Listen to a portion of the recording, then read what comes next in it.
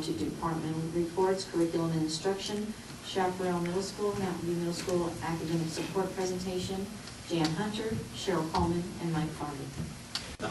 I think as we're all aware, the state of New Mexico requires every school every year to take the New Mexico standards and benchmarks. There are 37 areas on the standards and benchmarks that each school must pass successfully in order to make what we consider annual yearly progress. Last year, Chaparral Middle School passed 35 of the 37 areas very successfully. However, there were 2 areas that we were identified for as having some need. Last year, the 2 subgroups that did not obtain AYP status were our students with disabilities in both math and reading. Once this occurs, we all go into high gear, assessing data and beginning to look at programs, initiatives, extended school days, whatever we can to assist our students in picking up skills that are needed in order to attain this proficiency as guided by the state. Programs we began to develop were not only school-wide but district-wide as well. Trans-Math is a brand new program. This is our first year working with it. Language, this is our 3rd year working with language. And as you'll see when we come to the graphics, there's been substantial gains in that particular area.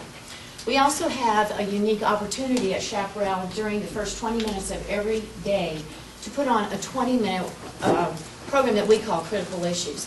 And through that, we are able to develop different programs for the needs of all of our different students. So when you have a student who is proficient in the areas, they can go into other initiatives. But with our students who are not proficient, we use those 20 minutes every single morning to give them math skills, reading skills, and language skills. We also have an after-school program called Academic Academy. This program is loaded with Compass Learning. Compass Learning is an assessment program in which every time the child goes on it, they are assessed, their areas of weakness are looked at, and then they are automatically thrown into exercises and programs that address those needs. Currently, we only have 3 students in that program, which is very distressing, but it's a matter of transportation after school. We have recommended a large number of students be placed there, but the parent, because they're either working or the child has other commitments, are unable to get them there. And I truly believe this is an area that we need to look at for some of our kids, a way to get them home in the afternoon.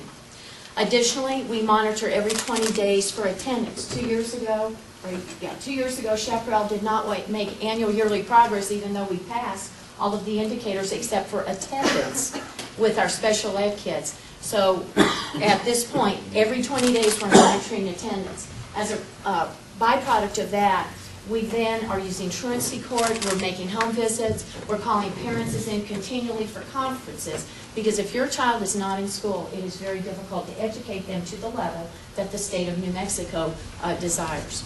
We have parent conferences daily. We're very blessed because we have a common prep period for our teachers. Therefore, when a parent comes in, they see every one of our teachers together, as opposed to having to schedule before-after conferences or numerous conferences throughout the day. So it's very friendly for the parent. And the district this year has also granted us days that we have 2 days in the fall and 2 coming up in February for parent-teacher conferences that have been invaluable, particularly in working with our academic improvement plans for some of our needy students. So it has been delightful. Thank you. But I think probably one of the showcases that we're very, very pleased with comes out of our Baldridge training with SQS. And in this, our students are going through what's called a PDSA cycle now, almost on a unit basis. From that, our kids are portfolioing because we're putting the responsibility for learning right back on our kids. They do a lot of graphing on their scores. Recently, we just had conferences with each of our kids with their data folders where we have their NEWA scores. Teachers sit down, they look at their fall NEWA scores, which we'll look at in a second, and now their winter NEWA scores. And the kids really get juiced because they see they're making progress. And they understand that this progress then is going to perhaps lead them to higher scores on the NMSBA. All right, one of the first things we did after we developed our program was we knew we had to assess all of the programs. We have to continue to use our data. This is real data. I went to each of my feeder schools, and the 6th grade data you see there comes from last year's 5th graders.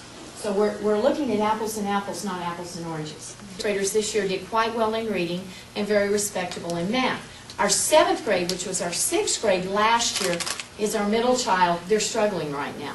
Overall, all last year on the NMSBA, Chaparral, I think it was at the 71st or 72nd percentile in reading, which was far above the state mandate, and the 45th percentile in math, which was double what the state said we had to be.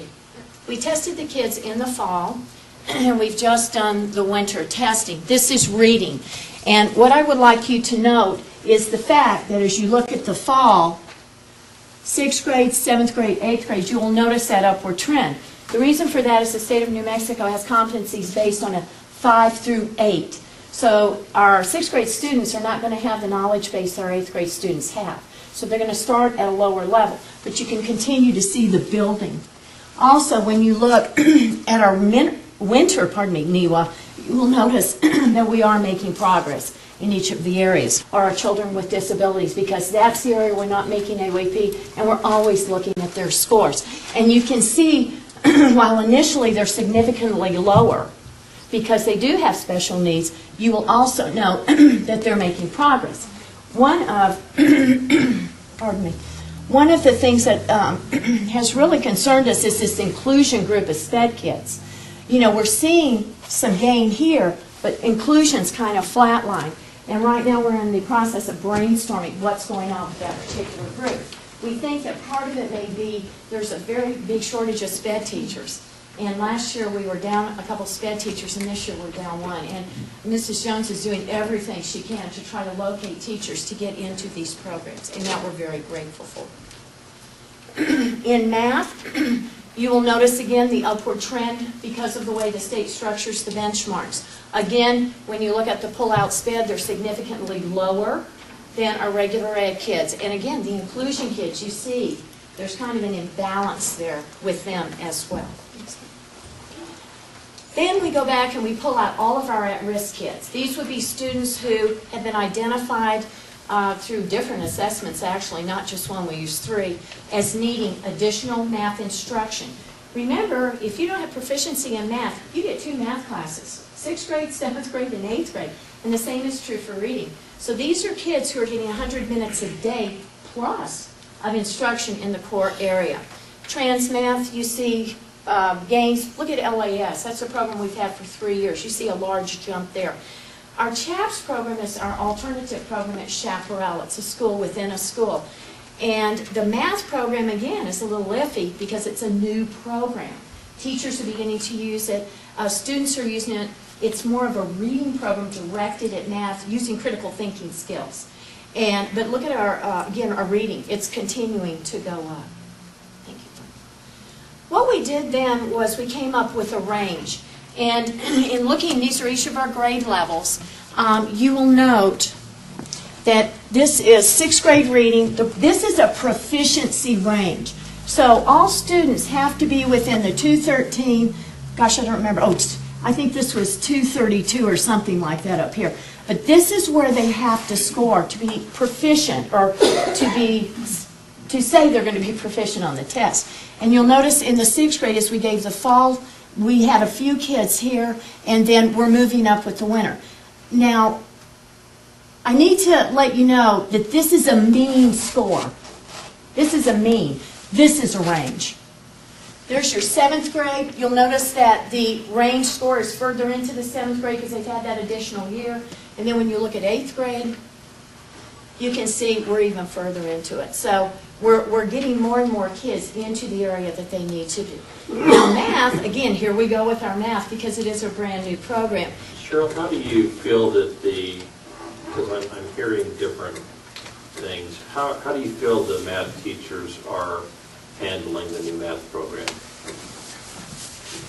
They're working very, very diligently. They truly are, to get everything implemented. It's a different curriculum. Dr. Hunter, would you like to address that?